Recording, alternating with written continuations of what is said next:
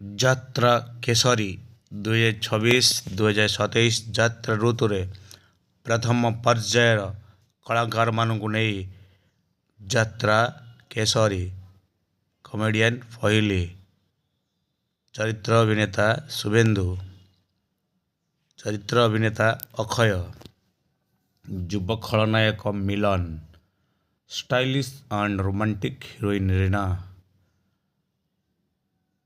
ପାର୍ଶ୍ୱ